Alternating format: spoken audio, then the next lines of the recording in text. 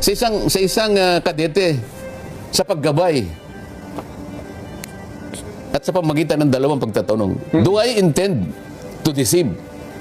Do I intend to gain undue advantage? Dapat palang isasagot mo rito ay hindi. Okay. Para ikaw ay ituring na honorable.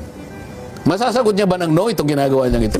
Bigyan niya ng malaking pagpapahalaga kung paano niya gagawa ng ending yung Blue Ribbon Committee na hanggang ngayon, yung kanyang draft ay hindi maliwanag, paiba-iba, hindi malaman kung saan tutungo. Ano bang ginagawa niya? Ito ba'y para panabuin ang issue ng flood control? Doon pa lang ito yung hinahanap sa iyo ng tao. Dito ka hinahanapan ng output. Ninakaw, nilimas ang kabang bayan. Pero pa iba-ibang pinatutungkulan. Sabi niya, i-charge natin si ganito. Ngayon, hindi na natin i-charge naman. Ano ba talaga? Saan ba talaga patutungo ito? Ayusin mo. Naghihintay ang milyon-milyong kababayan mo. Dahil ikaw ang chairman yan.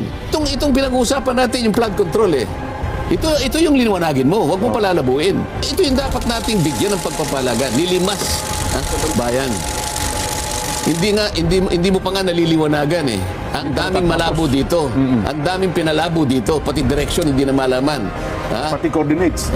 Pati coordinates. Noon pa sinabi ko na pagkatapos tinangka nilang basagin. At tapos bandang huli, inamin na naman. So ngayon sabi niya, let me emphasize one point. We always go where the evidence leads us. I'll make one emphasis. I will go wherever evidence leads us. Ayun na nga, tindi nun, sir. Natatandaan ko yun. Ano ngayon? Papunta lahat sa sapsap.